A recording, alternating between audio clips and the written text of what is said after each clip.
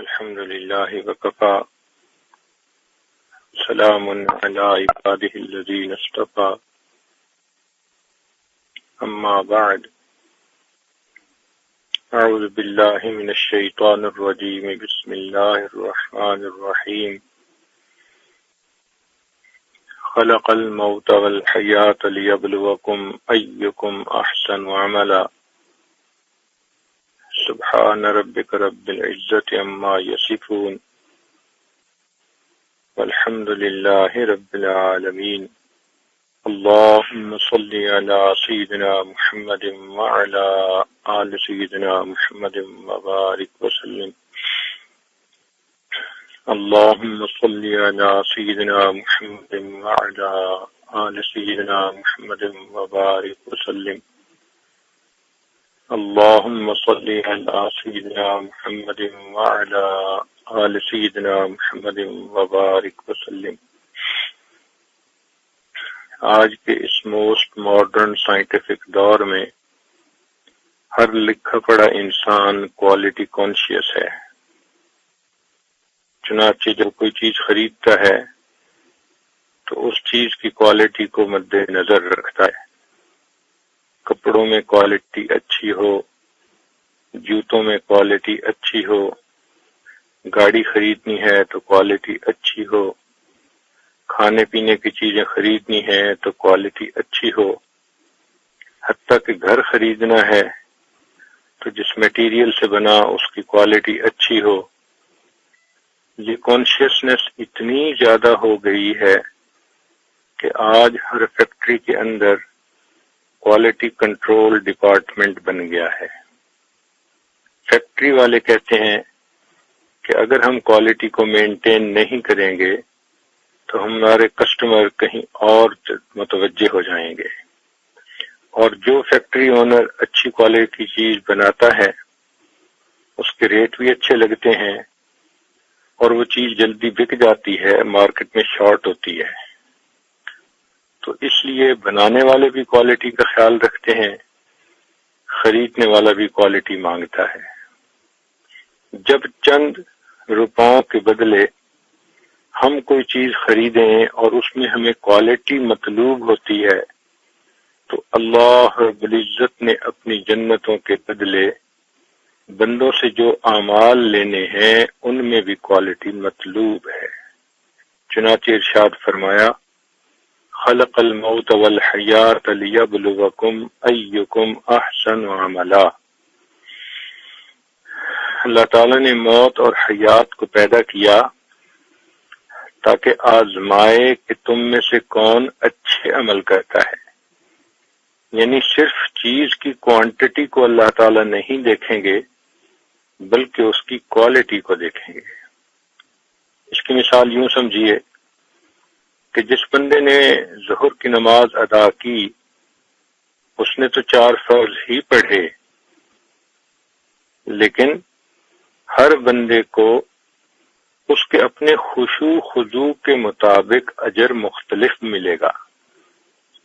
اس کی مثال یوں سمجھیے کہ 1 من لوہا 1 من ہوتا ہے، 1 من تانبا 1 من ہوتا ہے، 1 من چاندی بھی 1 من، اور 1 من سونا بھی 1 من.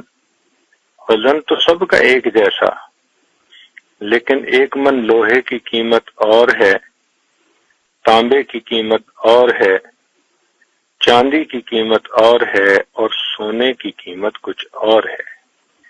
جتنے لوگوں نے مسجد میں نماز پڑھی تو سب کی رکعتیں تو ایک جیسی، لیکن اللہ رب العزت ان کی خشوع خضوع اور یکسوئی کی بنا پر کسی کی نماز پر لوہے کا بھاؤ لگائیں گے، کسی پر تانبے کا بھاؤ لگے گا، کسی پر چاندی کا اور کسی پر سونے کا بھاؤ لگے گا، اور کچھ ایسے بھی ہوں گے کہ جس کو مٹی کے بھاؤ بھی قبول نہیں فرمائیں گے. چنانچہ روایات میں آتا ہے کہ جو انسان بے دھیانی کی نماز پڑھے تو نماز اس بندے کے منہ پہ واپس مار دی جاتی ہے. ایک حدیث پاک میں ہے کتنے لوگ ہیں جن کو روزہ رکھنے کے باوجود بھوکا پیاسا رہنے کے سوا کچھ حاصل نہیں ہوتا، اس لیے کہ انہوں نے بھوکا پیاسا تو رہا ہوتا ہے مگر روزے کے تمام معاملات کو صحیح طرح پورا نہیں کیا ہوتا، تو ان کا روزہ صرف بھوک پیاس ہی رہ جاتا ہے۔ تو ہمیں چاہیے کہ ہم اپنے اعمال کی کوالٹی کا خیال رکھیں کہ جو عمل جس انداز سے کرنا چاہیے اس کو اسی طرح سے کرنے کی کوشش کریں۔ چنانچہ سیدنا صدیق اکبر رضی اللہ تعالیٰ عنہ کا ایک قول ہے کہ چند چیزوں کی زینت چند چیزوں میں ہے، یعنی اگر وہ چیزیں ہوں تو ان چیزوں کی کوالٹی بڑھ جاتی ہے، وہ چیزیں بیوٹیفائی ہو جاتی ہیں، ان کے اوپر ایک پالش آ جاتی ہے۔ ایسے ہی سمجھ لیں کہ جیسے لکڑی کا فرنیچر جب بنتا ہے تو دیکھنے کو بھی دل نہیں چاہتا، لیکن اسی لکڑی کے فرنیچر پر جب وارنش کر دی جاتی ہے پھر اس کے اوپر ایک کوٹنگ کر دیتے ہیں جو گلاس کی طرح ہوتی ہے، اس کے بعد وہی فرنیچر اتنا خوبصورت لگتا ہے کہ انسان دیکھ کے حیران ہوتا ہے۔ تو ہم اپنے اعمال کی کوالٹی کو بہتر سے بہترین بنا سکتے ہیں۔ اب ان باتوں میں سے پہلی بات یہ کہ نعمت کی زینت شکر ادا کرنے میں ہے۔ جب کسی بندے کو اللہ رب العزت نعمت عطا کرے تو اس کو چاہیے کہ وہ اس نعمت پر اللہ کا شکر ادا کرے، تو نعمت کی زینت کو حسن مل جائے گا۔ اس لیے ارشاد فرمایا اعملوا آل داود شکرا، اے آل داود تم شکر ادا کرو، وقلیل من عبادی الشکور، اور میرے بندوں میں تھوڑے میرے شکر گزار ہیں۔ ہمیں اللہ رب العزت کی ان گنت نعمتیں حاصل ہیں، ہمیں اللہ رب العزت کا خوب شکر ادا کرنا چاہیے۔ ایک حدیث پاک میں نبی اسلام نے ارشاد فرمایا 5 نعمتیں ہیں، ان کی قدر کرو۔ زندگی کی قدر کرو موت سے پہلے، صحت کی قدر کرو بیماری سے پہلے، وقت کی قدر کرو مشغولی سے پہلے، جوانی کی قدر کرو بڑھاپے سے پہلے، مال کی قدر کرو غربت سے پہلے۔ ذرا اپنی زندگیوں پر غور کریں، ہم میں سے لوگ کتنے ایسے ہیں کہ جن کے پاس یہ 5 نعمتیں ایک وقت میں موجود ہیں، زندگی بھی ہے، صحت بھی ہے، وقت بھی ہے، جوانی بھی ہے، مال بھی ہے۔ تو جب 5 نعمتیں ایک وقت میں حاصل ہوں تو ہم زندگی کا کتنا پرائم وقت گزار رہے ہیں۔ تو ہمیں چاہیے کہ ہم اللہ رب العزت کی ان نعمتوں پر ضرور شکر ادا کریں۔ جتنا زیادہ شکر ادا کریں گے، دستور یہ ہے لئن شکرتم لازیدنکم، اللہ تعالیٰ اتنا زیادہ اپنی نعمتیں اور عطا فرماتے ہیں۔ اکثر اوقات تو یہ دیکھا گیا ہے کہ انسان کو نعمت کی قدر اس وقت آتی ہے جب نعمت چھن جاتی ہے۔ نعمت کی قدر دانی کے لیے نعمت کے چھن جانے کا انتظار نہ کیا کریں۔ اللہ اکبر کبیرہ۔ ایک آدمی کو مسجد میں روتے ہوئے دیکھا، پوچھا کیا ہوا؟ کہنے لگا جی جب جوانی تھی، بینائی ٹھیک تھی، تو مہینوں گزر جاتے تھے قرآن پاک پڑھتا ہی نہیں تھا۔ اب موتیا بند آ گیا، بینائی چلی گئی، اب مسجد میں آتا ہوں اور سوچتا ہوں کہ چند صورتیں بھی اگر میں نے یاد کی ہوتی تو آج میں زبانی ان کی تلاوت کر سکتا، مگر اب تو میں قرآن پاک دیکھ بھی نہیں سکتا۔ تو نعمت کی قدر اس وقت آئی جب نعمت ہاتھ سے چلی گئی تھی۔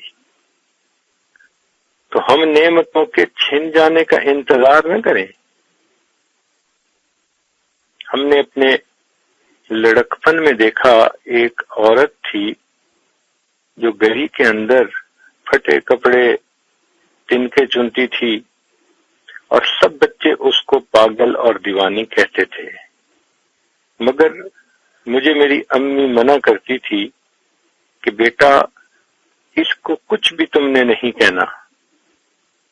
تو جب بھی وہ نظر آتی تو ہم خاموش رہتے، مگر دوسرے بچوں کو دیکھتے کہ کوئی اس کا کپڑا پکڑتا، کوئی اسے کوئی لفظ بولتا، کوئی کچھ کہتا۔ جب بڑے ہوئے تو تب والدہ صاحبہ نے یہ واقعہ سنایا، فرمانے لگیں کہ وہ محلے کی ایک عورت تھی جو تنور لگا کر روٹیاں بناتی تھی، جوان العمر تھی، اللہ رب العزت نے اس کو بیٹے کی نعمت سے نوازا۔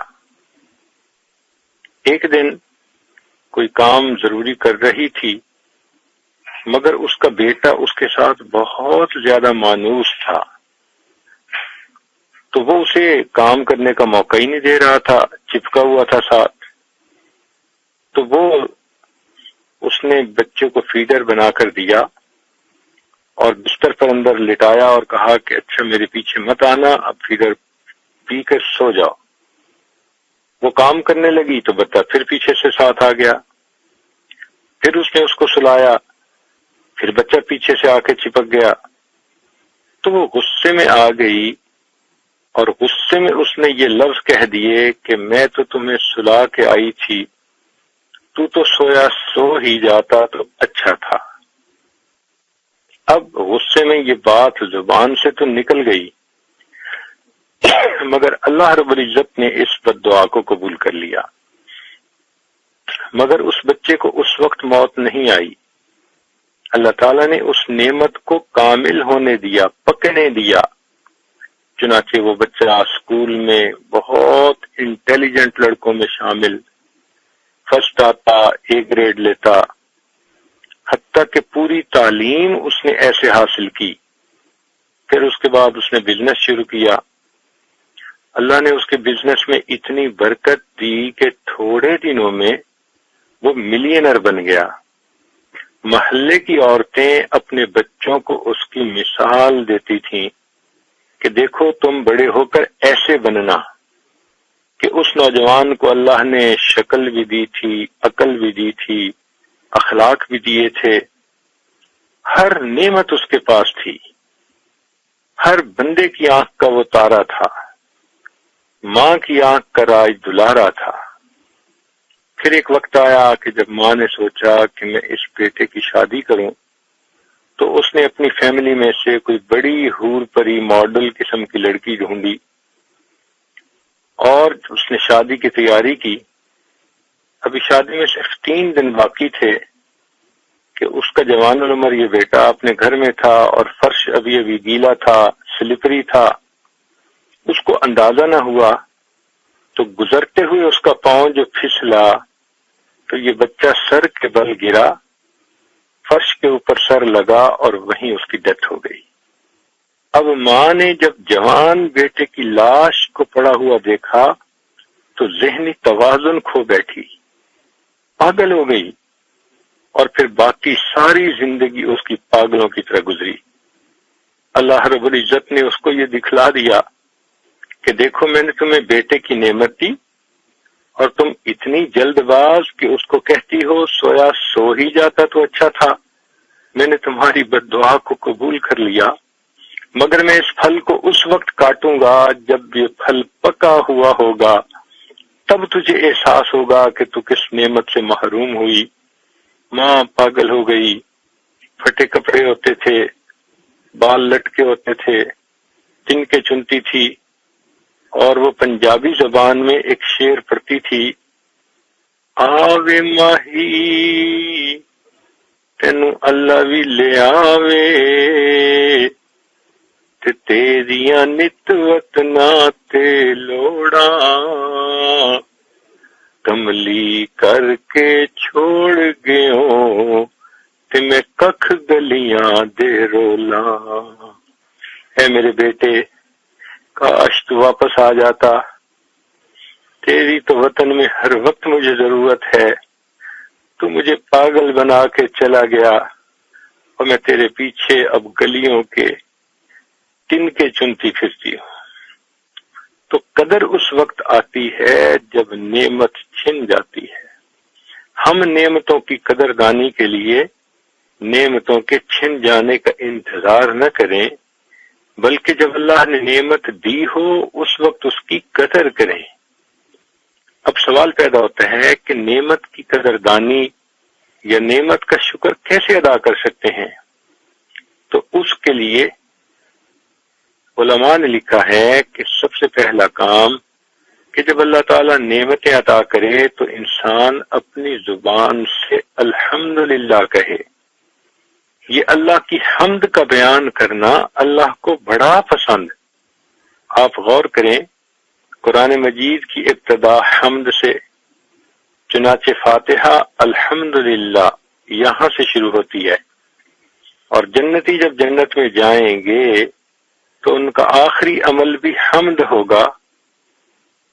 وقیل الحمدللہ رب العالمین، تو وہ بھی الحمدللہ ہی کہیں گے۔ سبحان اللہ۔ تو اللہ تعالی کا شکریہ ادا کرنا۔ آج کوئی بندہ پیپسی کی بوتل پلا دے تو اس کو بھی تھینک یو کہہ دیتے ہیں، کوئی بندہ کوئی اور چھوٹی سی بات کر دے تو اس کو بھی تھینک یو کہتے ہیں۔ جس پروردگار عالم نے اربوں خربوں نعمتیں عطا فرمائیں اور بن مانگے دیں، اوقات سے بڑھ کر دیں، اس پروردگار کا شکر ادا کرنا ہمیں یاد نہیں ہوتا۔ تو ایک تو یہ کہ ہم زبان سے اللہ کا شکر ادا کریں، الحمدللہ کا لفظ کہیں، اس کو اپنی زبان سے زیادہ ادا کرنا چاہیے۔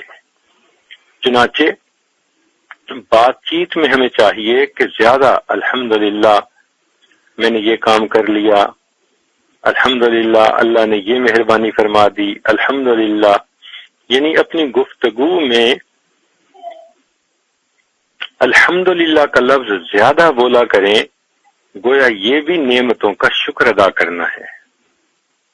اسی طرح گھر پر نظر پڑے الحمدللہ، بیوی پہ نظر پڑے الحمدللہ، بچوں پہ نظر پڑے الحمدللہ، وقت پہ آپ نے نماز پڑھ لی الحمدللہ، وقت پہ آپ نے کھانا بنا لیا الحمدللہ، وقت پہ دفتر پہنچ گئے الحمدللہ۔ اگر اللہ تعالیٰ کوئی مصیبت ڈال دیتے، پریشانی ڈال دیتے، کوئی ایکسیڈنٹ ہو جاتا تو ہم تو اپنے وقت پہ یہ کام نہ کر سکتے۔ اگر ہم نے یہ کام اپنے وقت پہ کر لیا تو تمام چیزوں کو موافق رکھنے والی ذات کا ہمیں شکر ادا کرنا چاہیے۔ تو زبان سے بھی کہنا چاہیے الحمدللہ۔ اور دوسری بات یہ کہ ہمیں پھر بدن سے بھی اللہ کے حکموں کو زیادہ پورا کرنے کی کوشش کرنا چاہیے۔ تو بدن کو عبادت میں انسان لگائے رکھے اور معصیت سے پرہیز کرے۔ اپنے محسن کو نہ کرنا، اس سے انسان کو شرم محسوس ہوتی ہے۔ لوگ کہتے ہیں نا جی میں فلاں کو نہ کیسے کروں، اس کے تو میرے پر بڑے احسانات ہیں۔ تو جب بندوں کے احسانات کی وجہ سے ہم ان کے سامنے نہ نہیں کہہ سکتے تو اللہ تعالیٰ کے حکموں پر نہ کیوں کہتے ہیں، کیوں گناہ کرتے ہیں؟ تو ہمیں اللہ رب العزت کی نعمتوں کا شکر ادا کرنا چاہیے تاکہ اللہ تعالیٰ کی نعمتیں اور زیادہ ہمیں نصیب ہو جائیں۔ پہلی بات کہ نعمتوں کی زینت شکر ادا کرنے میں۔ دوسری بات بلا کی زینت صبر کرنے میں ہے کہ اگر اللہ رب العزت کسی بندے پر کوئی پریشانی بھیجیں، مصیبت بھیجیں، بیماری بھیجیں تو چاہیے کہ اس کے اوپر انسان صبر کرے۔ ویسے تو عموماً بلائیں آتی ہی اس لیے ہیں کہ ہمارے گناہ ہوتے ہیں۔ قرآن مجید میں فرمایا ما اصابکم من مصیبت فبما کسبت ایدیکم، کہ تمہیں جو بھی مصیبت پہنچتی ہے وہ تمہارے ہاتھوں کی کمائی ہوتی ہے۔ مگر کبھی کبھی اللہ تعالی مصیبت کو انسان کے آزمائش کے لیے بھیجتے ہیں کہ یہ بندہ میرے اس مصیبت پر صبر کرتا ہے یا نہیں۔ صبر کرنے والوں کے بارے میں فرمایا ان اللہ مع الصابرین، اللہ تعالیٰ صبر کرنے والوں کے ساتھ ہے۔ چنانچہ کتابوں میں لکھا ہے کہ جب اللہ رب العزت نے لوح اور قلم کو پیدا کیا تو قلم کو حکم دیا لکھ، تو قلم نے اللہ رب العزت کی طرف سے یہ لکھا لا الہ الا انا محمد رسولی، نہیں کوئی معبود سوائے میرے، محمد صلی اللہ علیہ وسلم میرے رسول ہیں۔ پھر آگے لکھا من لم یستسلم بقضائی، جو شخص میری قضا کو تسلیم نہیں کرتا، ولم یصبر علی بلائی، اور میری بھیجی ہوئی بلاؤں پر صبر نہیں کرتا، ولم یشکر علی نعمائی، اور جو میری دی ہوئی نعمتوں کا شکر ادا نہیں کرتا، فلیتخذ ربا سوائی، اس کو چاہیے کہ میرے سوا کسی اور کو اپنا رب بنا لے۔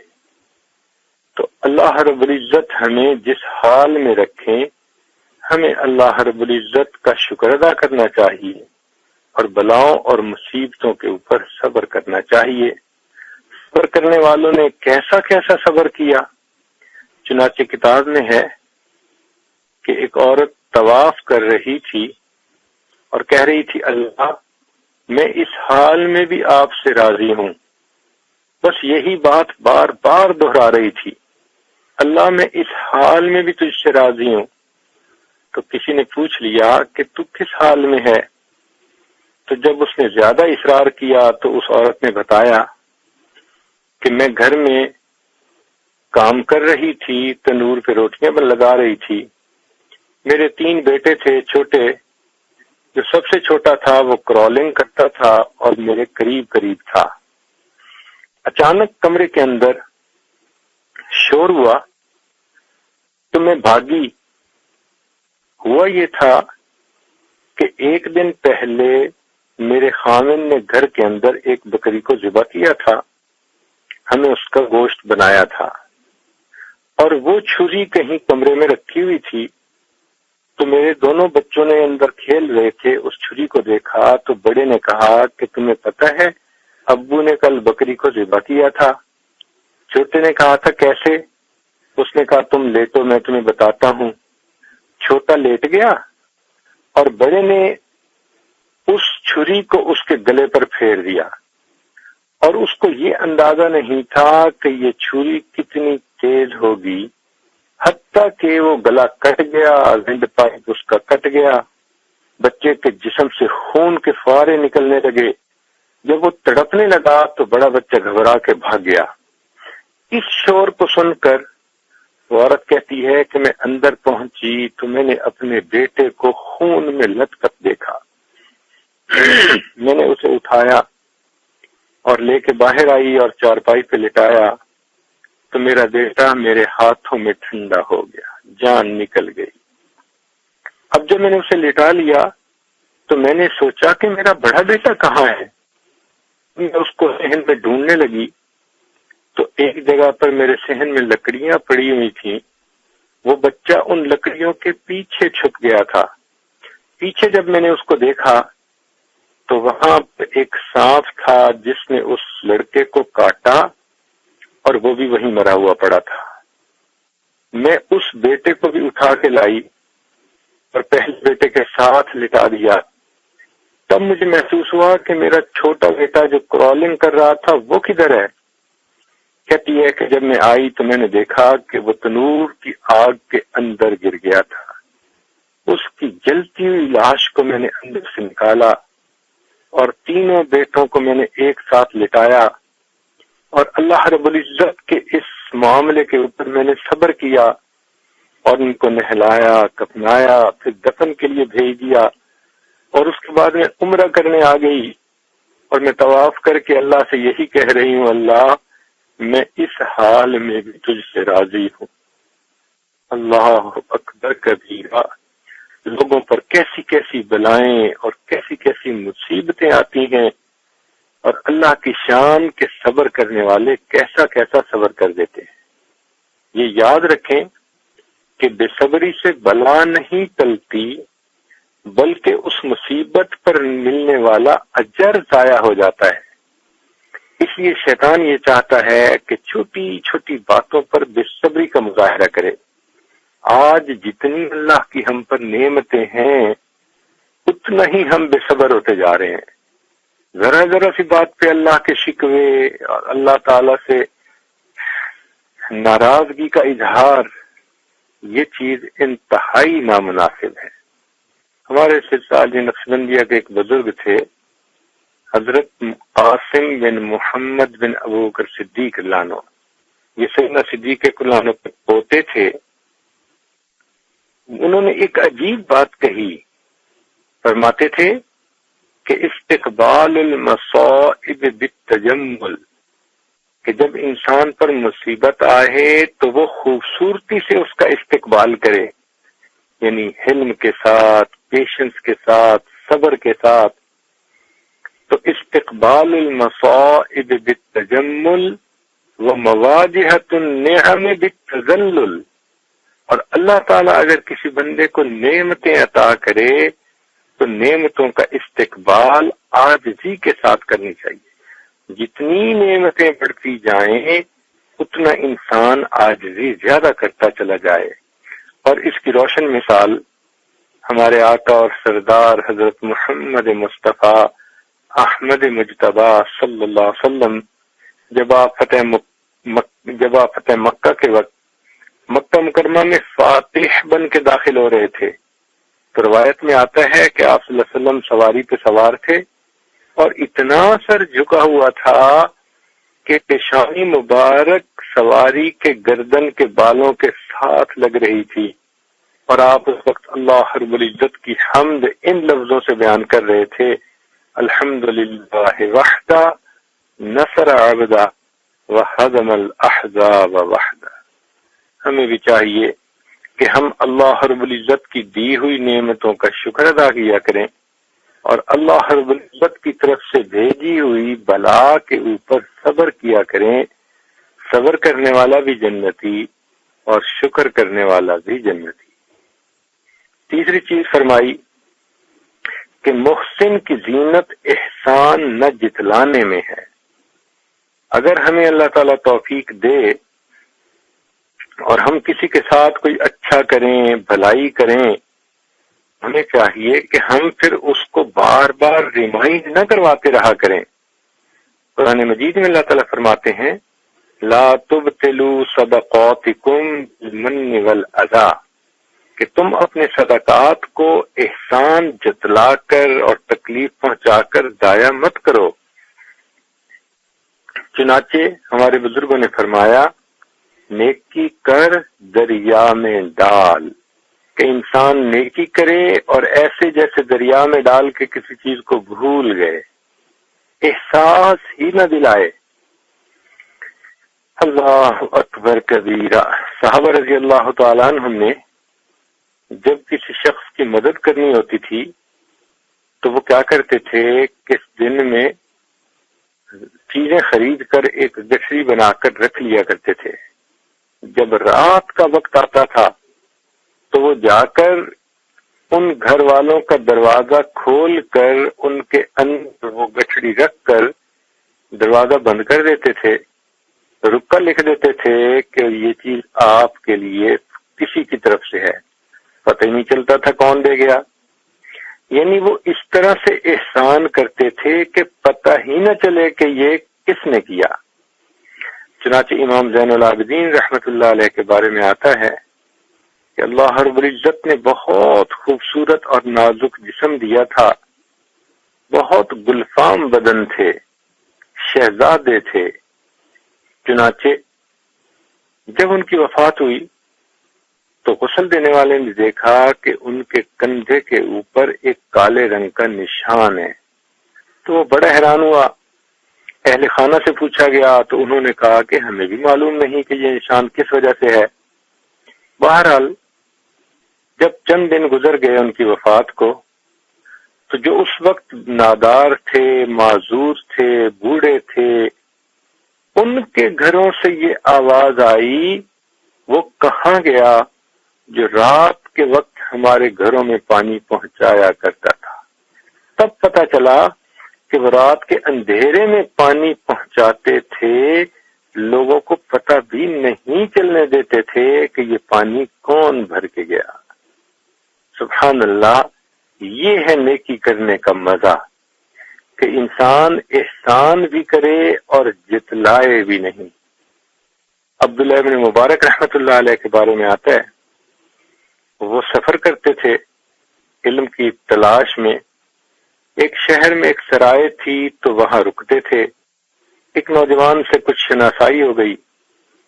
ایک مرتبہ پتہ چلا کہ اس نوجوان کے لین دین کا کوئی معاملہ تھا جو وہ وقت پہ نہ کر سکا، تو جس بندے کا پیسہ تھا اس نے پولیس والوں کو بتا کر اس کو جیل میں ڈلوا دیا۔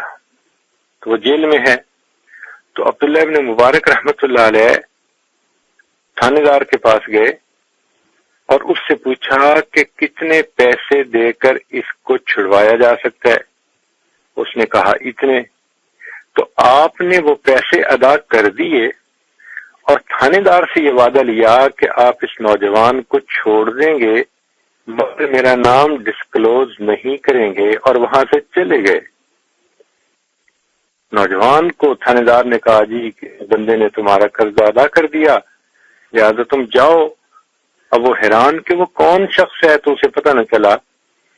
چند مہینے کے بعد پھر عبداللہ بن مبارک رحمۃ اللہ علیہ سے اس کی ملاقات ہوئی تو اس نے کہا کہ جی میں اس طرح گرفتار ہو گیا تھا، کوئی اللہ کا نیک بندہ آیا جس نے قرضہ میری طرف سے دے دیا اور مجھے اس کے نام کا پتہ ہی نہیں۔ عبداللہ ابن مبارک رحمۃ اللہ علیہ خاموش رہے۔ جب ان کی وفات ہوئی تب تھانے دار نے اس نوجوان کو ایک موقع پر بتایا کہ وہ شخص تو عبداللہ ابن مبارک تھے۔ اس کو کہتے ہیں کہ انسان دائیں ہاتھ سے اس طرح نیکی کرے کہ بائیں ہاتھ کو پتہ بھی نہ چلے۔ امام اعظم ابو حنیفہ رحمۃ اللہ علیہ کا مشہور واقعہ ہے کہ وہ ایک دن دوپہر کے وقت دھوپ کے اندر کھڑے تھے، پسینہ پسینہ۔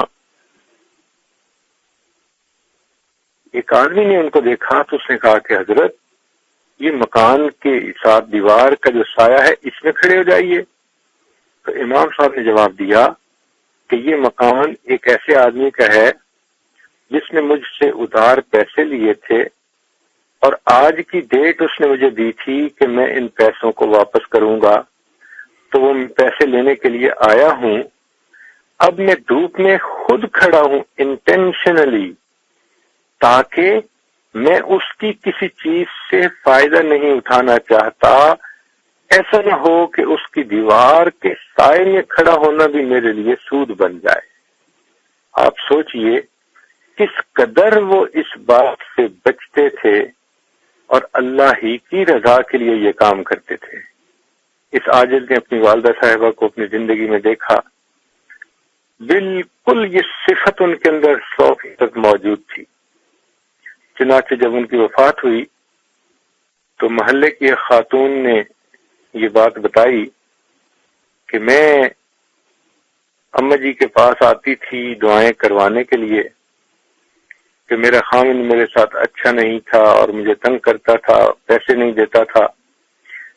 تو والدہ صاحبہ نے مجھے کچھ پیسے دینے کا جو ہے وہ سلسلہ شروع کر دیا۔ ایک مہینہ ایسا تھا کہ میں ان سے پیسے لینے آ نہ سکی، تو قدرتاً میری بہن کا گزر ہوا تو وہ اماں جی کو ملی، تو اماں جی نے وہ پیسے اس کو دیے اور کہا کہ دیکھو تمہاری بہن کے پیسے میری طرف بنتے تھے، میں وقت پہ پہنچا نہیں سکی، میری طرف سے معذرت بھی کر لینا اور بہن کو کہنا کہ یہ قبول بھی کر لے۔ تو وہ بہن گئی اور اس نے دوسری بہن کو کہا کہ تمہارے پیسے جو ان پر بنتے تھے وہ انہوں نے واپس دیے ہیں۔ اب وہ عورت بڑی حیران کہ میرے پیسے بنتے تھے۔ چنانچہ وہ پھر بعد میں تصدیق کرنے کے لیے آئی تو اس نے کہا کہ اماں جی میرے پیسے بنتے تھے۔ تب اماں جی نے بات سمجھائی کہ بیٹا وہ تمہاری بہن تھی، اگر میں بتا دیتی کہ میں تمہاری سپورٹ کرتی ہوں تو تمہاری اس کی نظر میں عزت گر جاتی۔ میں نے اس کو قائم رکھنے کے لیے یہ الفاظ کہے کہ تمہارے پیسے میری طرف بنتے تھے جو میں تمہیں پہنچا نہیں سکی، تاکہ تمہاری وقار بھی تمہاری بہن کی نظر میں رہے اور یہ پتہ بھی نہ چلے کہ میں کوئی عمل کرتی بھی ہوں یا نہیں کرتی۔ اس کو کہتے ہیں نیکی کر اور دریا میں ڈال۔ اور اسی طرح بڑی ہمشیرہ نے یہ واقعہ سنایا کہ والدہ صاحبہ کی وفات کے بعد ایک عورت آئی اور اس نے یہ واقعہ سنایا کہ پہلے محلے میں رہتی تھی تو والدہ صاحبہ کچھ میری سپورٹ کرتی رہتی تھی، پھر خاوند نے مکان بدل لیا تو اس عورت کو دوسری جگہ جانا پڑا، کئی مہینے اس کی ملاقات نہ ہوئی۔ ہمشیرہ کہتی ہیں کہ ایک دن والدہ صاحبہ مجھے پوچھنے لگیں کہ فلاں عورت پتہ نہیں کس حال میں ہے، بیچاری کئی دن سے تو وہ ملنے بھی نہیں آ سکی۔ اللہ تعالیٰ کی شان کے کچھ دنوں کے بعد وہ عورت مجھے ایک جگہ ملی تو میں نے اس سے پوچھا تو اس نے مکان کی نشاندہی کی کہ اب میں نے مکان بدل لیا، اب میں فلاں گلی میں رہتی ہوں۔ تو میں نے گھر آ کے والدہ صاحبہ کو بتایا تو اماں جی اس وقت بوڑھی تھیں اور ان کے لیے چلنا بہت مشقت والی بات تھی۔ اسی وقت تیار ہو گئیں اور کہنے لگی مجھے اس کے گھر لے جاؤ، میں نے اس سے ملنا ہے۔ تو میں نے کہا اماں جی اگر اس کو کوئی چیز دینی ہے پہنچانی ہے تو میں پہنچا دیتی ہوں۔ اماں جی نے کہا نہیں مجھے ملنا ہے۔ میں والدہ صاحبہ کو لے کے چلی، اس کے راستے میں 3 جگہ اماں جی کو بیٹھنا پڑا چونکہ تھکن بہت ہو جاتی تھی۔ اس طرح ہانپتے کانپتے بالآخر وہاں پہنچ گئیں اور اس سے ملی اور بس 2-4 منٹ کے بعد کہنے لگی بیٹی واپس چلو۔ تو میں حیران کہ اماں جی بس صرف اس سے ملنے آئی تھی۔ میں واپس لے آئی۔ جب والدہ صاحب کی وفات ہوئی تو وہ عورت آئی تو وہ کہنے لگی کہ دیکھو تم اپنی والدہ کو لے کے آئی مگر تمہاری والدہ نے اس طرح مجھے پیسے دیے کہ تمہیں بھی پتہ نہیں چلنے دیا۔ اب غور کرو کہ جو بیٹی لے کے جا رہی ہے اس کو بھی پتہ نہیں چلنے دیا کہ میں نے کیا دیا اور کیا نہیں دیا۔ یہ ہوتا ہے محسن کی زینت احسان نہ جتلانے کے۔ اور آج اللہ اکبر خامد بیوی پہ احسان جتلا رہا ہوتا ہے، میں نے تمہیں گھر لے کے دیا، میں نے تمہیں کپڑے لے کے دیے، میں نے تمہارے اوپر یہ خرچ کیا۔ بھئی خامد کی تو ذمہ داری ہوتی ہی ہے۔ احسان چڑھا کر اپنے اس عمل کو اللہ کے ہاں ضائع کیوں کرتے ہو؟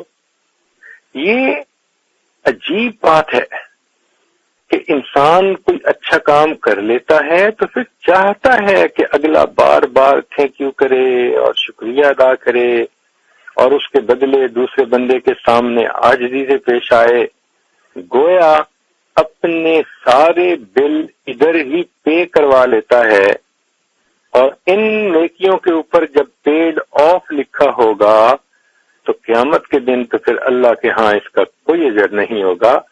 کہ تمہیں تو دنیا میں اس لیے ذہن میں رکھنا، یہ جو لوگ تعریفیں کرتے ہیں، کسی نے فلاں کہہ دیا، کسی نے فلاں کہہ دیا، کسی نے فلاں الفاظ بول دیے، یہ سب ان نیکیوں کے ریٹرن ہے جو انسان کو اسی دنیا میں مل جاتی ہے۔ سیدہ صدیقہ رضی اللہ تعالی عنہ فقیر کو صدقہ دیتی تھیں، پیسے دیتی تھیں اور دروازے کے قریب کھڑے ہو کے سنتی تھیں کہ اس نے کیا دعا دی۔ جو دعا فقیر دیتا تھا آپ وہی دعا اس فقیر کو دیتی تھیں کہ یہ دعائیں ہی کہیں اس کا بدلہ نہ بن جائیں، میں بھی اس کو دعا دیتی ہوں اور اس عمل کا اجر تو مجھے قیامت کے دن اللہ سے چاہیے۔ اس کو کہتے ہیں محسن کی زینت احسان کو نہ جتلانا۔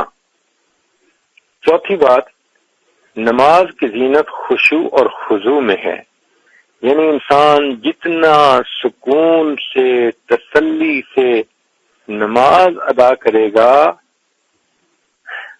اتنا ہی زیادہ اس کو نماز کے اوپر اجر ملے گا۔ اس لیے حدیث پاک میں ہے کہ متقی بندے کی 2 رکعت غیر متقی بندے کی 1000 رکعت سے بھی زیادہ افضل ہوتی ہے۔ تو کچھ لوگوں کے تو 2 سجدے ہی ہماری پوری زندگی کی نمازوں سے زیادہ اجر والے ہوں گے۔ اس لیے ہمیں چاہیے کہ جب مصلی پہ کھڑے ہوا کریں تو تسلی سے نماز پڑھنے کی عادت ڈالیں۔ بھاگی دوڑی کی نماز یہ اللہ کے ہاں قبولیت نہیں پاتی، اور آج تو حالت اکثر ایسی دیکھی کہ کھڑے نماز میں ہوتے ہیں اور پہنچے ہوئے گلی کوچہ بازار میں ہوتے ہیں۔ ہماری نمازوں کی حالت تو ایسے بن گئی ہے جیسے ہم نے دیکھا کہ ایروپلین کے سفر کرتے ہوئے کچھ لوگ اپنی سیٹ پہ بیٹھے اونگ رہے ہوتے ہیں، اور جب لینڈنگ ہوتی ہے اور پہیے اس جہاز کے زمین پر لگتے ہیں تو اس وقت ان کی آنکھ کھلتی ہے اور ان کو فیل ہوتا ہے اوہو لینڈنگ ہو گئی۔ ہمارا بھی یہی حال کہ بس ہم بھی نماز کے اندر ہوتے ہیں اور پرواز کر رہے ہوتے ہیں خیالات کی دنیا میں، اور جب السلام علیکم ورحمۃ اللہ ہم کہتے ہیں تو اس طرح ہم محسوس کرتے ہیں کہ جیسے لینڈنگ ہو گئی اور ہم بھی نماز سے باہر نکل آئے۔ ایسی نماز اللہ کے ہاں کیا اجر پائے گی؟ کوشش یہ کرنی کوشش کریں کہ نماز کو پرسکون طریقے سے ادا کیا کریں۔ امام اعظم ابو حنیفہ رحمۃ اللہ علیہ کی نماز ایسی تھی کہ لوگ کہتے ہیں کہ ان کے زمانے میں ان جیسی پروقار نماز دوسرا کوئی نہیں پڑھتا تھا۔ اللہ اکبر کبیرہ، جب اس نماز کو دیکھ کے لوگوں کو پیار آتا ہے تو پھر اللہ تعالیٰ کو کتنا پیار آتا ہوگا۔ اللہ سے مانگے بھی صحیح کہ اللہ تعالیٰ ہمیں نماز کی ایسی حضوری عطا فرمائے، خشوع خضوع عطا فرمائے کہ بس ہماری نماز ہمارے لیے اللہ سے ملاقات کا سبب بن جائے۔ 5ویں چیز فرماتے تھے کہ خوف کی زینت گناہ کو چھوڑنے میں۔ اب دیکھیے کہ انسان کئی دفعہ سوچتا ہے کہ مجھ پر اللہ کا بڑا خوف، اب اس خوف کا نتیجہ تو یہی ہونا چاہیے نا کہ ہم گناہوں کو چھوڑ دیں۔ اگر ہم گناہ ہی نہیں چھوڑتے تو معلوم ہوا کہ اللہ کا خوف اپنی پوری کیفیت کے ساتھ ہمیں حاصل نہیں ہے۔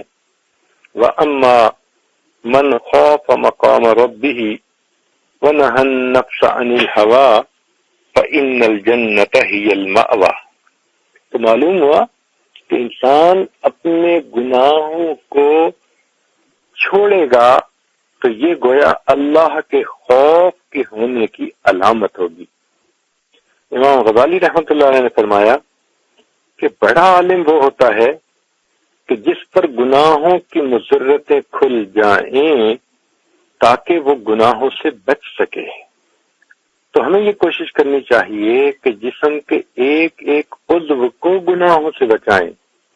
آنکھ خطا نہ کرے، زبان خطا نہ کرے، کان سے کوئی غلط بات نہ سنے، ہاتھ کسی ایسی چیز کو نہ لگائیں جس کو لگانا ہمارے لیے جائز نہ ہو، چل کے اس جگہ نہ جائیں جدھر گناہ ہو، جسم کے ہر عضو کے گناہوں سے بچیں تو گویا ایسا شخص اللہ رب العزت کے ہاں مقبول بندہ۔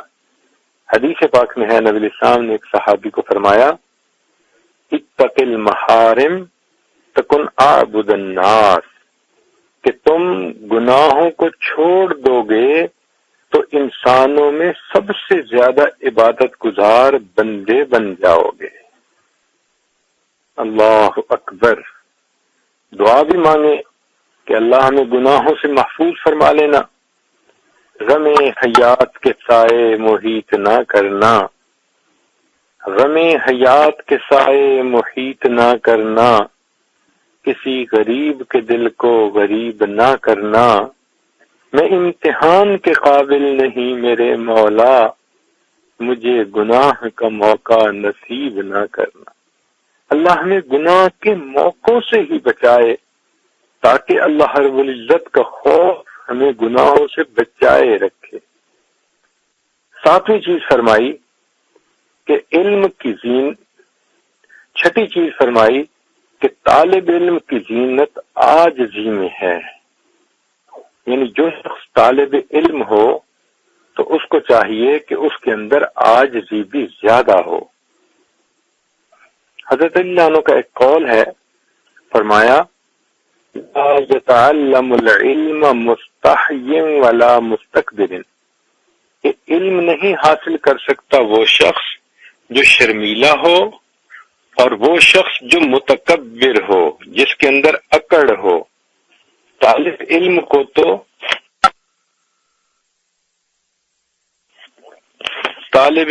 کو تو جھکنا چاہیے اور عاجزی اختیار کرنی چاہیے، تب جا کر علم اس کو نصیب ہوگا۔ پانی کو آپ نے دیکھا کہ وہ نچان کی طرف آتا ہے، جس طرح پانی نیچے کی طرف آتا ہے علم بھی نیچے کی طرف آتا ہے۔ تو استاد کے سامنے انسان عاجز بن کر رہے، ان کا ادب کرے، احترام کرے، تاکہ اس کو یہ علم کی نعمت نصیب ہو۔ ایک حدیث پاک میں نبی الاسلام نے ارشاد فرمایا تواضعوا لمن تتعلمون منہ، تم جن سے علم حاصل کرو ان کے سامنے تواضع اختیار کرو۔ چنانچہ جتنا متواضع شخص ہوگا اتنا علم زیادہ حاصل ہوگا۔ علم کی یہ شان ہے کہ اس کے سامنے ہر کوئی سرنگوں۔ ذرا غور کیجئے، علم کے سامنے فرشتے بھی سرنگوں۔ چنانچہ جب اللہ تعالیٰ نے آدم علیہ السلام سے سوال پوچھا کہ چیزوں کے نام بتاؤ، تو آدم علیہ السلام نے وہ نام بتا دیے۔ فرشتوں سے پوچھا تو فرشتے نہ بتا سکے، تو اللہ تعالیٰ نے فرشتوں کو یہ حکم دیا اسجدوا لآدم، کہ تم آدم علیہ السلام کی طرف سجدہ کرو۔ اب ذرا غور کرو کہ علم کی بنا پر فرشتے بھی آدم علیہ السلام کی طرف جھک رہے ہیں۔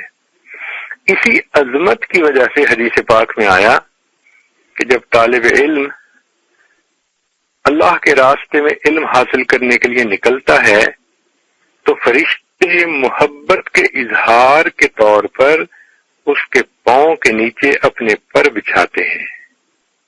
یہ ایسا ہی ہے جیسے آج کل کوئی بہت خصوصی مہمان آ رہا ہو تو لوگ کہتے ہیں شعر میں، اے باد صبا کچھ تو ہی بتا، مہمان جو آنے والے ہیں کلیاں نہ بچھانا راہوں میں، ہم پلکیں بچھانے والے ہیں۔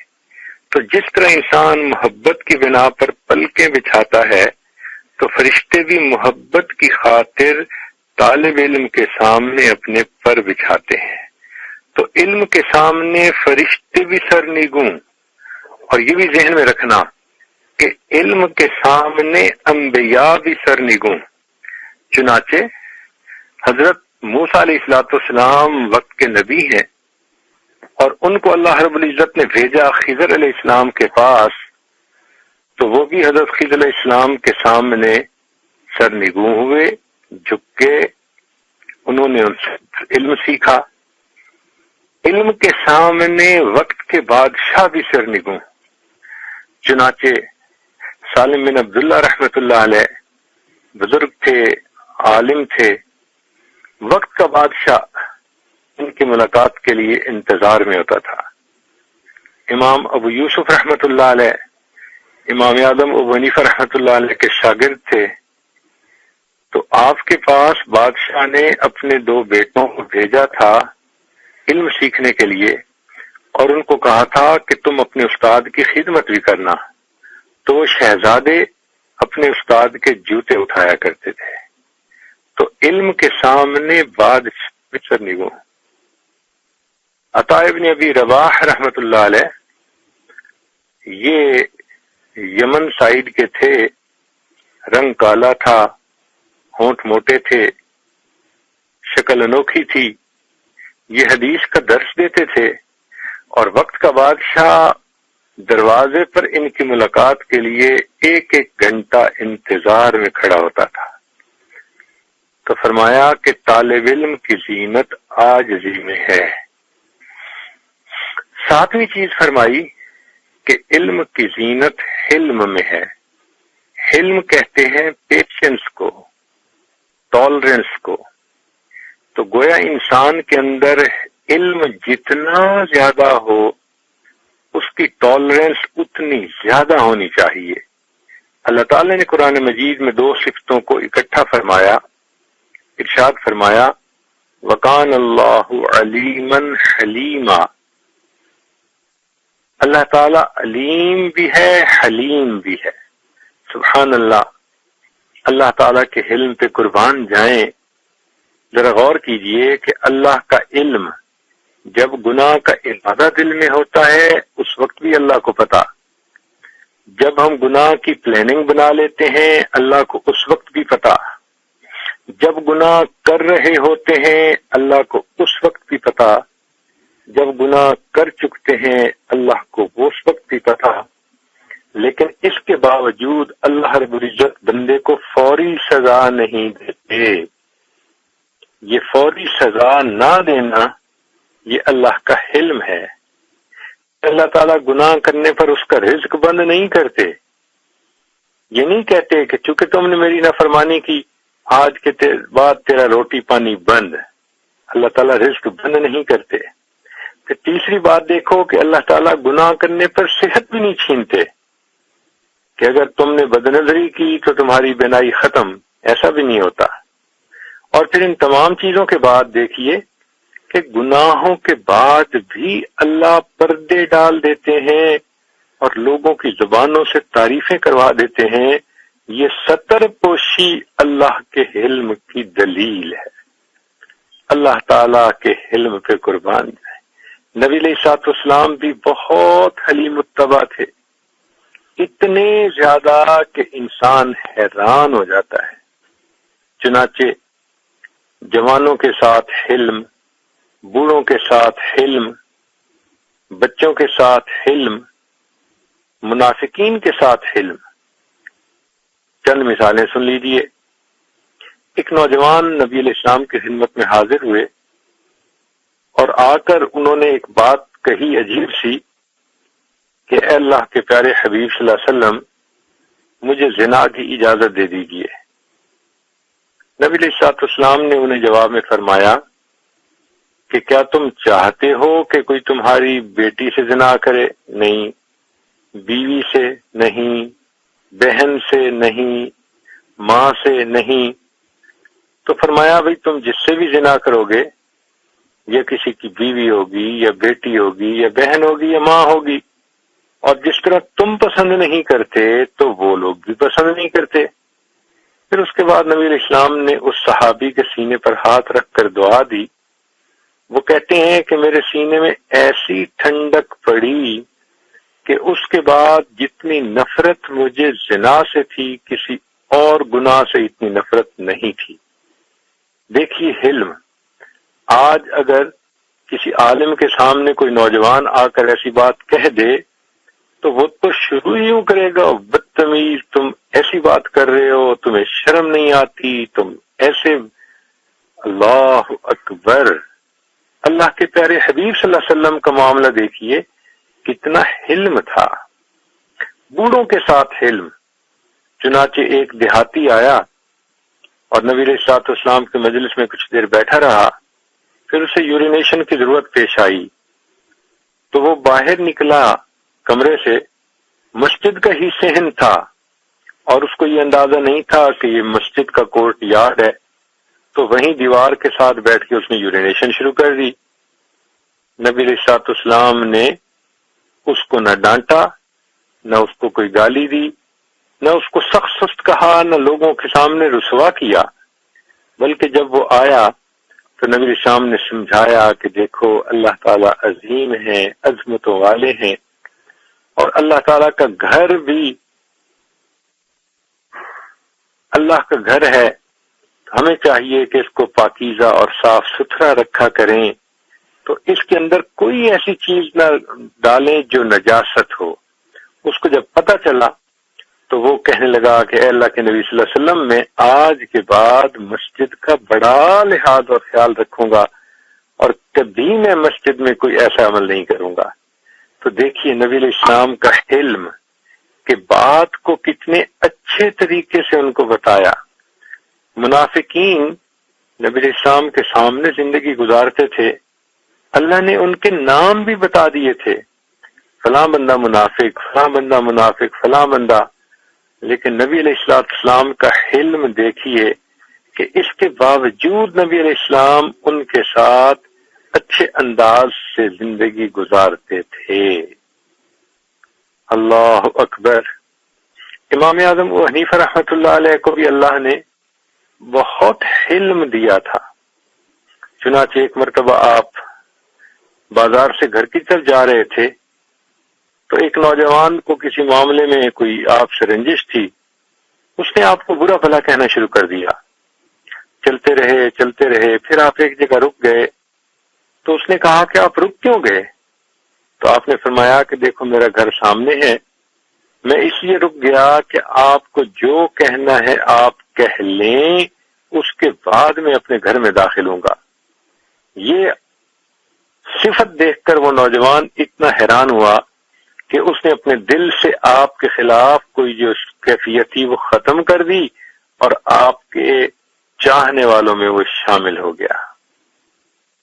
اللہ اکبر کبیرہ۔ امام ابو یوسف رحمۃ اللہ علیہ جو امام اعظم ابو حنیفہ رحمۃ اللہ علیہ کے شاگرد تھے، وہ وقت کے چیف جسٹس بن گئے تھے، یعنی سب قاضیوں کے اوپر بڑے قاضی تھے۔ سپریم کورٹ کا جیسے چیف جسٹس ہوتا ہے وہ ایسے تھے، اور بادشاہ نے ان کی بڑی تنخواہ متعین کی تھی۔ ایک مرتبہ ایک نوجوان آیا ان سے کوئی مسئلہ پوچھنے کے لیے، تو جب اس نے مسئلہ پوچھا تو انہوں نے آگے سے فرما دیا لا ادری، مجھے نہیں پتا۔ تو وہ نوجوان غصے میں آ گیا اور غصے میں آ کر کہنے لگا کہ تمہاری تنخواہ تو آدھے بیت المال کے برابر ہے، اور مسئلہ پوچھا جائے تو آپ کہتے ہو کہ مجھے پتہ نہیں ہے مسئلے کا۔ تو امام ابو یوسف رحمۃ اللہ یہ سن کر مسکرائے اور جواب میں فرمایا کہ دیکھو مجھے تنخواہ ملتی ہے میرے علم کی بنا پر، اس لیے آدھے بیت المال کے برابر ملتی ہے۔ اگر تنخواہ مجھے میری جہالت کے مطابق ملتی تو پورے بیت المال سے بھی زیادہ تنخواہ ملتی۔ یہ بات سن کر اس نوجوان کا غصہ ٹھنڈا ہوا اور اس نے معافی مانگ لی۔ تو دیکھیے کہ ان لوگوں کا سینہ کتنا وسیع ہوتا تھا۔ آج گھروں کے اندر کتنے لوگ ہیں جو اپنی بیویوں کے ساتھ حلم کی زندگی گزارتے ہیں، بچوں کے ساتھ حلم کی زندگی، ماں باپ کے ساتھ حلم کی زندگی، دوست احباب کے ساتھ حلم کی زندگی، ورنہ تو کئی مرتبہ طبیعتیں ایسی ہوتی ہیں ذرا سی بات پہ فوراً آگ بگولا ہو جاتے ہیں۔ یہ چیز مناسب نہیں۔ ہمارے اکابر میں حضرت مولانا شیخ علی تھانوی رحمۃ اللہ علیہ ایک مرتبہ کہیں بیان کے لیے تشریف لے گئے تو مجمع میں کوئی بدعتی تھا، اس نے ایک رکعہ لکھا، تو جب ان کو رکعہ ملا تو انہوں نے پڑھ کر مجمع کو سنایا کہ دیکھو بھئی مجھے کسی نے یہ رکعہ بھیجا ہے اور رکعے میں اس نے لکھا ہے پہلی بات کہ آپ کافر ہیں،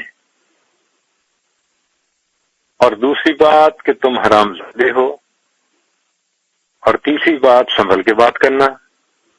تو حضرت نے جب یہ رکعہ سنا دیا تو فرمایا کہ دیکھو لکھنے والے نے لکھا کہ تم کافر ہو، تو بھائی میں پورے مجمع کو گواہ بنا کر کلمہ پڑھ رہا ہوں، اشہد ان لا الہ الا اللہ و اشہد ان محمد رسول اللہ۔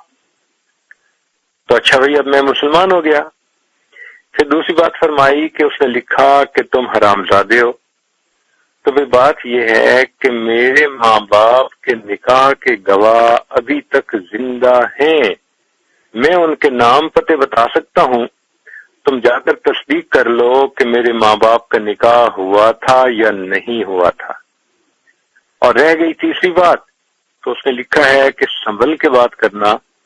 تو بھائی میں نے چندہ تو یہاں مانگنے آیا نہیں، دین کی بات کرنے آیا ہوں، وہ میں کسی کا لحاظ کیے بغیر صاف صاف جو بات ہوگی وہ کر دوں گا، یہ کہا اور انہوں نے اپنے بیان شروع کر دیا۔ اس کو کہتے ہیں علم کا ہونا۔ آج جس بندے کے اندر ٹالرنس نہیں، اس کے ساتھ تو زندگی گزارنا مصیبت ہو جاتی ہے۔ آپ دیکھیں کہ یہ مکینیکل مشینری کا دور ہے، جو مشین بھی بنائی جاتی ہے اس کے پرزے فٹ ہونے کے لیے کلیئرنس ٹالرنس کے اصول ہوتے ہیں کہ اگر شیفٹ کا سائز اتنا ہوگا تو بیرنگ کا سائز اتنا ہوگا۔ ان کے درمیان آپس میں کچھ تھاؤزینڈ کا فرق ہوتا ہے۔ وہ کس لیے کہ وہ آپس میں اچھی طرح پرزے فٹ ہو سکیں۔ اگر یہ ٹالرنس کلیئرنس زیرو کر دی جائے، نہ کوئی مشین فٹ ہو سکے گی، نہ کوئی مشین چل سکے گی۔ جیسے زیرو ٹالرنس پر دنیا کی مشین چل نہیں سکتی، اسی طرح جن لوگوں کی زندگیوں میں زیرو ٹالرنس ہو، وہاں میاں بیوی کی زندگی کی مشین چل نہیں سکتی۔ ہر وقت کوئی نہ کوئی معاملہ رہے گا۔ تو ہمیں چاہیے کہ ہم اپنی ٹالرنس کو بڑھائیں، انسٹنٹینیسلی ریئیکٹ کرنے کی بجائے سوچ کے ٹھنڈے دل و دماغ کے بعد پھر کوئی بات کیا کریں۔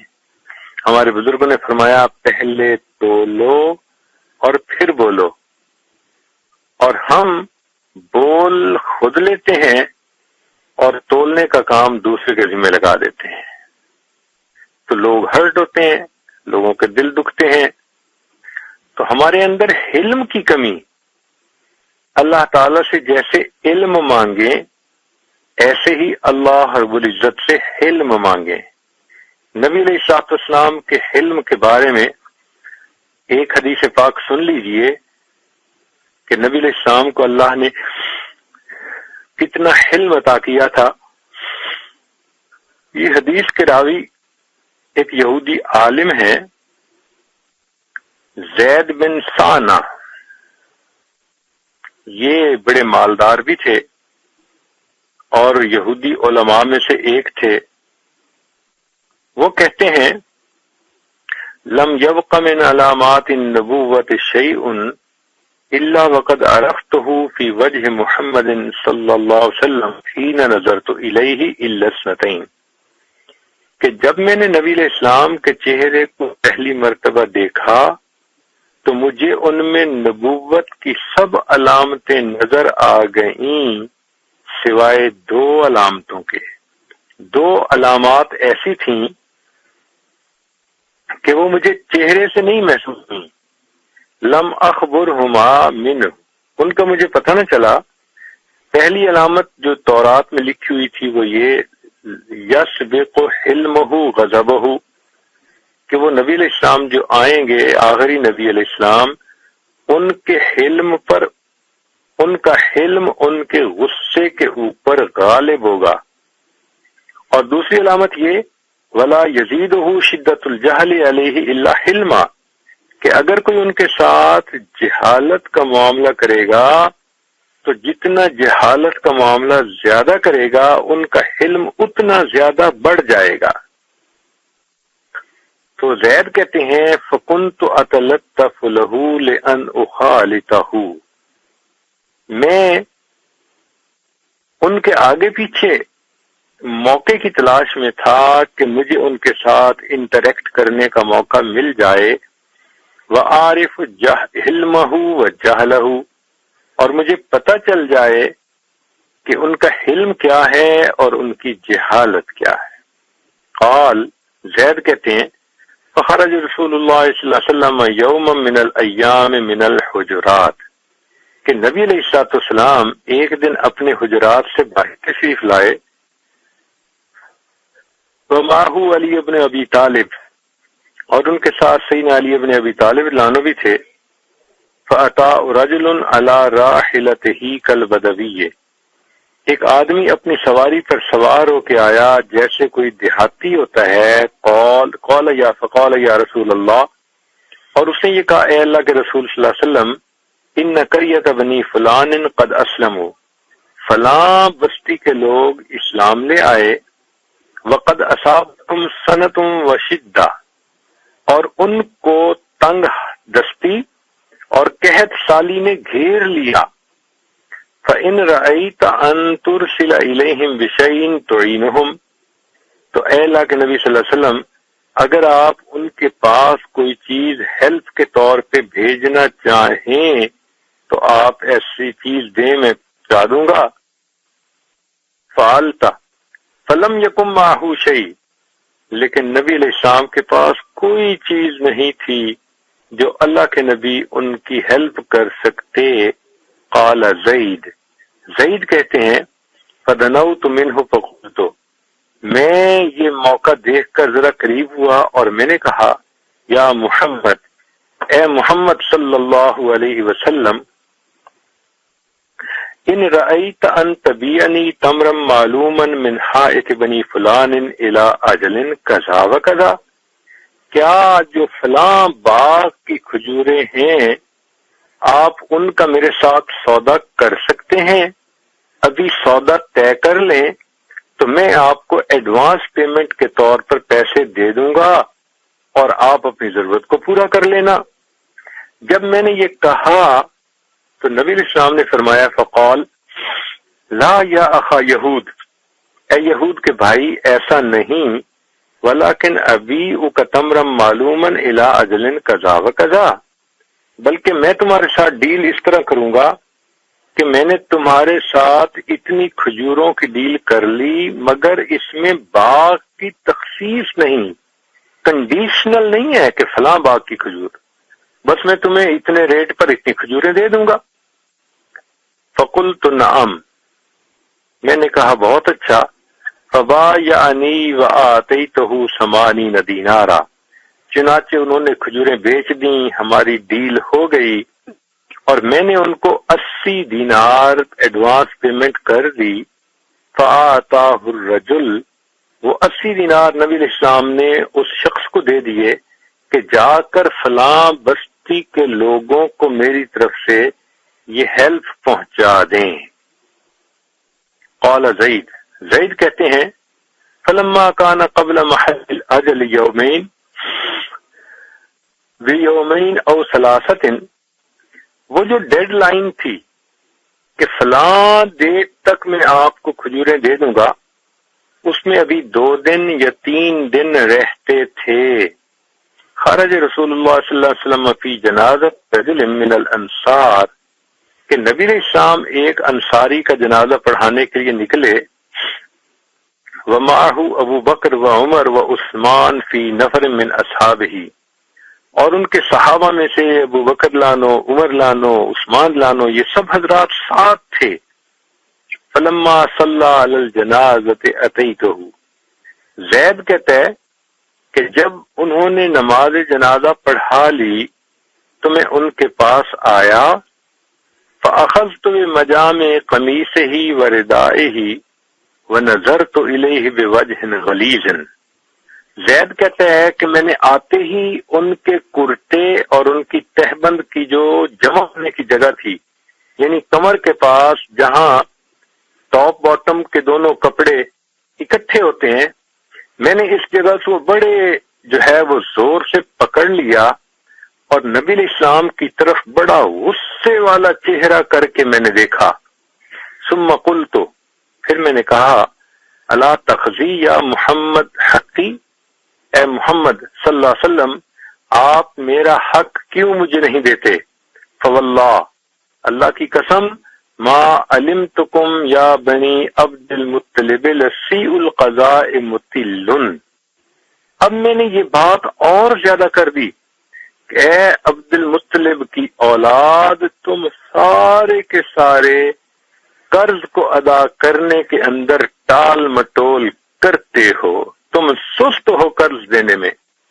اب یہاں ذرا غور کیجئے کہ یہ کوئی الگ وہ بات نہیں کر رہا، صحابہ کے مجمع میں سب کے سامنے کھڑا ہو کر، اور ابھی ڈیڈ لائن جو تھی اس میں 2 یا 3 دن ابھی باقی ہیں۔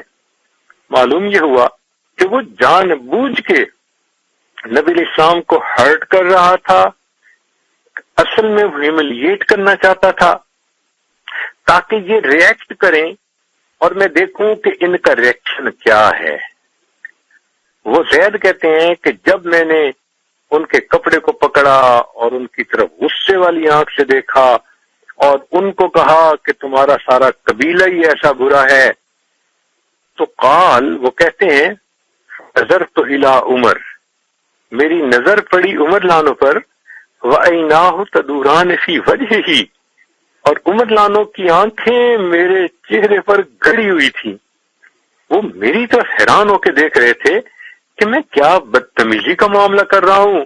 ثم قال، پھر عمر لانو بولے، ان کی رگ فاروقی پھڑک اٹھی، کہنے لگے، اے عدو اللہ، اے اللہ کے دشمن، اتقول لرسول اللہ صلی اللہ علیہ وسلم ما اسمع، تو رسول اللہ صلی اللہ علیہ وسلم کو یہ الفاظ کہہ رہے ہیں جو میں سن رہا ہوں۔ فوالذی، اس ذات کی قسم، بعثہ بالحق، جس نے نبی علیہ السلام کو حق دے کر بھیجا، لولا ما احاذر فوتہ لضربت بسیفی رأسک، اگر مجھے تیرے حق کے ضائع ہونے کا خوف نہ ہوتا میں اپنی تلوار سے تیرے سر کو اڑا کے رکھ دیتا، قلم کر دیتا۔ ورسول اللہ صلی اللہ علیہ وسلم ينظر الى عمر فی سکون و تبسم، اور رسول اللہ صلی اللہ علیہ وسلم عمر لانو کو بڑے سکون اور تبسم مسکرا کر دیکھ رہے ہیں۔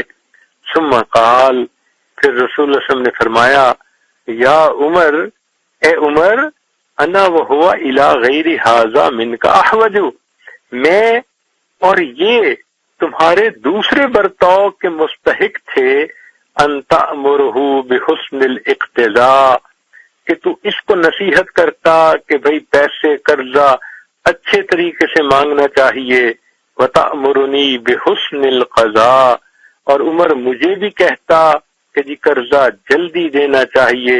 اذهب یا عمر، اے عمر آپ اس کے ساتھ جائیں، فقضہ حقہ، اس کو جا کر اس کی کھجوریں پوری کی پوری دے دیں، وزدہ 20 صاع، اور اس میں 20 صاع، یعنی جیسے کلو کا اب جو ہے وہ ویٹ ہوتا ہے، اس وقت صاع کہتے تھے جو چند کلو کے برابر تھا، اور اس کو 20 صاع کھجوریں زیادہ دے دو، مکان ما روعتہ، چونکہ آپ نے اس کو تھریٹ کیا، اس کو غصہ کے ساتھ یعنی بات کی۔ قال زید، زید کہتے ہیں، فذهب بی عمر، عمر لانو میرے ساتھ گئے، فقضانی، انہوں نے مجھے میری جو کھجوریں تھیں وہ بھی دے دیں، وزادنی، اور 20 صاع کھجوریں مجھے اور بھی زیادہ دے دیں کمپنسیشن کے طور پر جو انہوں نے مجھے تھریٹ کیا۔ فاسلمت، میں لوٹ کر واپس آیا اور میں نے نبی علیہ السلام کے ہاتھوں پر اسلام کو قبول کر لیا۔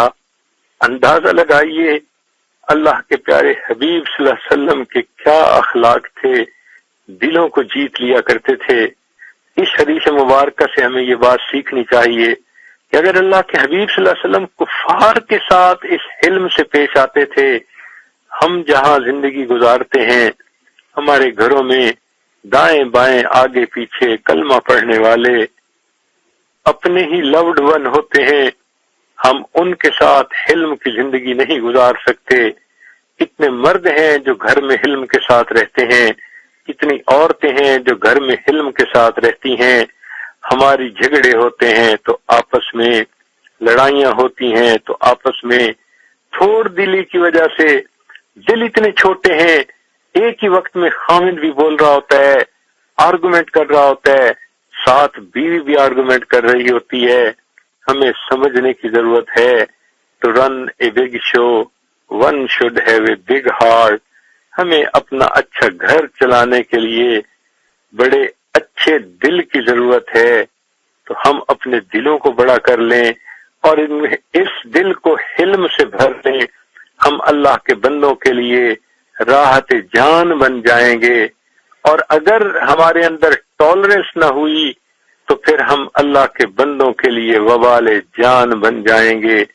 اللہ تعالی ہمیں حلم والی نعمت عطا فرمائے اور ہمیں اپنے مقبول بندوں میں شامل فرمائے.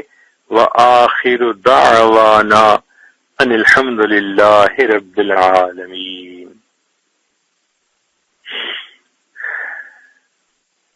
دعا سے پہلے کچھ لوگوں کی طرف سے یہ پیغام تھا کہ وہ بیعت ہونا چاہتے ہیں تو بطائب ہونا چاہتے ہیں. ایسے لوگ جہاں بھی آواز سن رہے ہیں وہ پچھلے گناہوں سے توبہ کی سچی نیت کر لیں اور آئندہ نیکوکاری کی زندگی گزارنے کا دل میں ارادہ کر لیں. الحمدللہ وکفا وسلام علی عبادہ الذین اصطفی اما بعد. یہ کلمات سچے دل کے ساتھ پڑھتی جائیے. بسم اللہ الرحمن الرحیم. لا الہ الا اللہ محمد الرسول اللہ. آمنت باللہ وملائکتہ وکتبہ ورسلہ والیوم الآخر والقدر خیرہ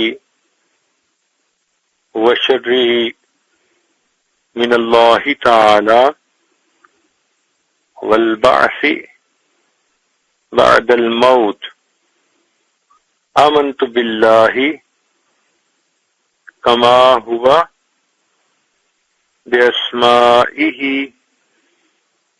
وصفاتہ وقبلت جمیع احکامہ اقرار باللسان وتصدیق بالقلب. اشہد ان لا الہ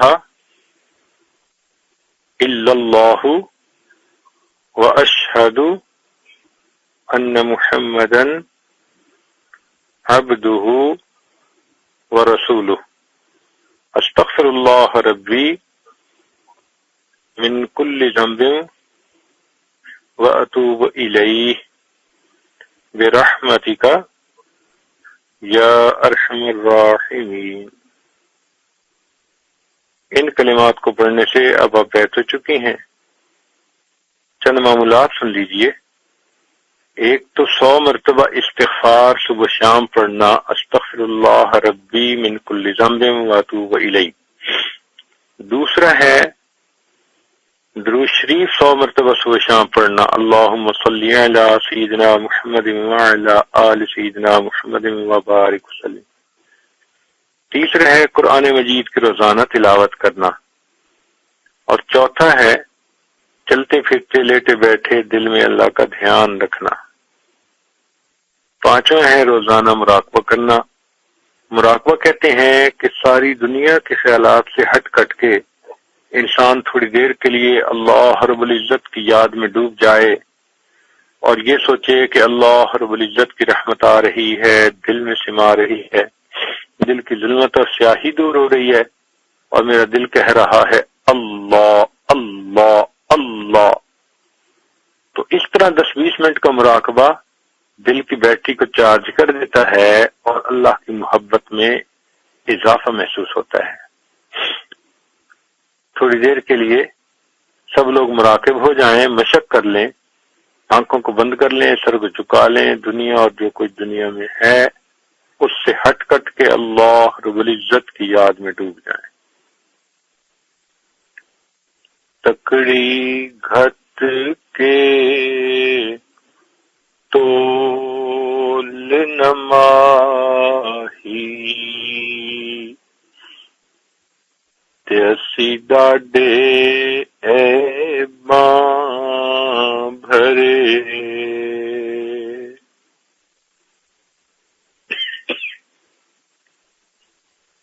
تکڑی گھت کے تول نماہی کی ڈاڈھے ایباں بھرے در آیاں دی لاج تہانوں چاہے کھوٹے تے چاہے کھرے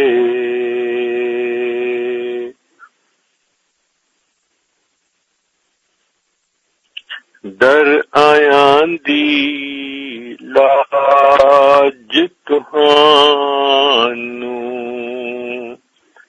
تے نہ کرو پرے پرے غلام فریدا پلے عیب ہزاراں تے کوئی مان کس تے کرے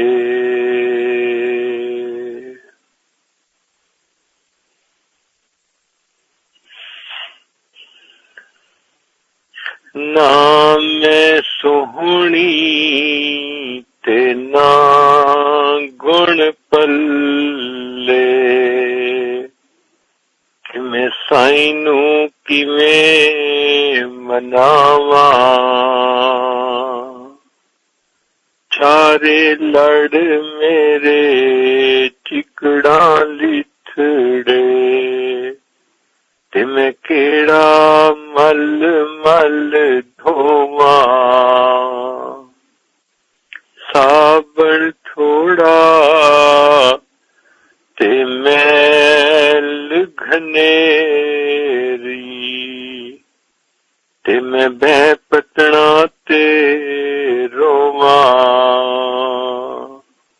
غلام فریدا کوئی وس نہ چلدا تے میں ہنجواں دے ہار پرواں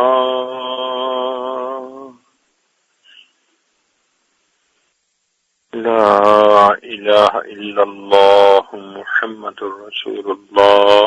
دعا کر لیجئے. سبحان ربی العلی الوہاب. اللہم صلی علی سیدنا محمد وعلی آل سیدنا محمد وبارک وسلم. اے مالک، ہم آپ کے عاجز مسکین بندے ہیں، ہمارے گناہوں کو معاف فرما، خطاؤں سے درگزر فرما، عیبوں کی پردہ پوشی فرما. اللہ ہماری نگاہوں کو پاک فرما، دلوں کو صاف فرما، سینوں کو اپنی محبت سے لبریز فرما. اپنے عشق کی آتش ہمارے سینوں میں پیدا فرما، ہمارے انگ انگ سے اپنے ذکر کو جاری فرما، روئیں روئیں سے اپنے ذکر کو جاری فرما، ہڈی ہڈی بوٹی بوٹی میں اپنی محبت پیدا فرما. کریم آقا، جو گناہ ہم نے دن میں کیے معاف فرما، جو راتوں میں کیے معاف فرما، جو محفل میں کیے معاف فرما، جو تنہائیوں میں کیے معاف فرما، جو ارادے سے کیے معاف فرما، جو بنا ارادے کے ہوئے معاف فرما. جو گناہ یاد ہیں وہ بھی معاف فرما، جو کر کے بھول گئے وہ گناہ بھی معاف فرما. اللہ گناہوں کی ذلت سے محفوظ فرما، ہمیں طاعات کی عزت نصیب فرما. ہمارے قدم گناہ کے لیے اٹھنا چاہیں، اٹھے قدموں کو واپس فرما. ہاتھ گناہ کے لیے بڑھنا چاہیں، بڑھتے ہاتھوں کو واپس فرما. رب کریم ہمیں تقوی پرہیزگاری کی زندگی نصیب فرما. ہماری جسمانی بیماریوں کو دور فرما، روحانی بیماریوں کو دور فرما. تقوی و طہارت کی زندگی نصیب فرما. اے اللہ، بے اولادوں کو نیک اولاد عطا فرما. جو صاحب اولاد ان کی اولادوں کو نیکوکار بنا، فرما بردار بنا، ماں باپ کی آنکھوں کی ٹھنڈک بنا. جن گھروں میں جوان بچے بچیاں موجود ہیں، اللہ ان بچوں کے مستقبل کو روشن فرما. ماں باپ کے لیے فرض ادا کرنے آسان فرما. اے اللہ، قرضوں سے محفوظ فرما، مرضوں سے محفوظ فرما، ذلت سے محفوظ فرما، قلت سے محفوظ فرما، قلت سے محفوظ فرما. اے اللہ، جو ہمارے اکابر، والدین، عزیز، اقارب، مشائخ فوت ہو چکے، ان کی مغفرت فرما، اور جن کی آپ نے مغفرت کر دی، قرب کے اعلیٰ درجات عطا فرما. اللہ ہمیں بار بار اپنے گھر کا دیدار عطا فرما، اپنے حبیب صلی اللہ علیہ وسلم کے در کی حاضری نصیب فرما۔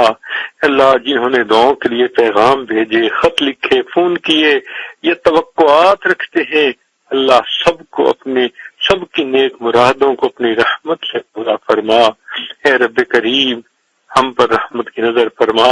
اللہ بچہ پریشان ہوتا ہے، ماں باپ کی طرف دوڑتا ہے، بندہ پریشان ہوتا ہے، پروردگار کی طرف لوٹتا ہے۔ اے بے کسوں کے دستگیر، اے ٹوٹے دلوں کو تسلی دینے والے، اے وہ ذات کہ ہر انسان جس کے سامنے اپنے دامن کو پھیلاتا ہے، ہر ایک کی ضرورتیں پوری کرنے سے بھی جس کے خزانے میں اے اللہ کوئی کمی نہیں آتی، اے وہ ذات ہمارے حال پر بھی رحمت کی نظر فرما۔ اے کریم آقا مہربانی کا معاملہ فرما۔ ماں بچے کو نجاست میں لتھڑا دیکھتی ہے، وہ بچے سے نفرت نہیں کرتی، اسے چھوڑ نہیں دیتی، سمجھتی ہے یہ تو نادان ہے، بیٹا تو میرا ہی ہے، وہ بچے کو دھو لیتی ہے، سینے سے لگا لیتی ہے۔ اللہ ہم بھی گناہوں کی نجاست میں لتھڑے ہوئے ہیں، اللہ ہم سے بھی خفا نہ ہوئیے، ہمیں اپنے در سے دور نہ کیجیے، ہمیں نفس و شیطان کے حوالے نہ کر دیجیے، اللہ زندگی میں بے سہارا نہ کیجیے۔ اے اللہ اپنی رحمت کے ساتھ ایک نظر رحمت کی ڈال کر ہمیں دھو دیجیے اور اپنی رحمت کی چادر میں جگہ عطا فرما دیجیے۔ اللہ اٹکے کاموں کا ہونا آسان فرما، الجھے کاموں کو اپنی رحمت سے سلجھا۔ اے اللہ دلوں میں الفت محبت نصیب فرما۔ اے اللہ اپنے پیارے حبیب صلی اللہ علیہ وسلم کے در کی حاضری نصیب فرما۔ اے اللہ ہماری ان دعاؤں کو اپنی رحمت سے قبول فرما۔ جن گھروں میں جوان بچے بچیاں موجود ہیں اللہ ان بچوں کے مستقبل کو روشن فرما، ماں باپ کے لیے فرض ادا کرنے آسان فرما۔ اللہ اولاد کے غموں سے محفوظ فرما، اولاد کے دکھوں سے محفوظ فرما، اولاد کی پریشانیوں سے محفوظ فرما۔ میرے مولا نماز مسکینوں کے اٹھے ہاتھوں کو قبول فرما۔ اے اللہ پوری دنیا میں جہاں بھی مسلمان پریشان ہیں اللہ سب کی پریشانیوں کو دور فرما، ہمارے تینوں حرم کی حفاظت فرما۔ اے کریم آقا جو کہا سنا گیا اس پر عمل کی توفیق عطا فرما، اور ہمیں اپنے پیارے حبیب صلی اللہ علیہ وسلم کی ایک ایک سنت پر محبت کے ساتھ عمل کرنے کی توفیق عطا فرما۔ صلی اللہ تعالی علی حبیبہ سیدنا محمد وآلہ واصحابہ اجمعین برحمتک یا ارحم الراحمین۔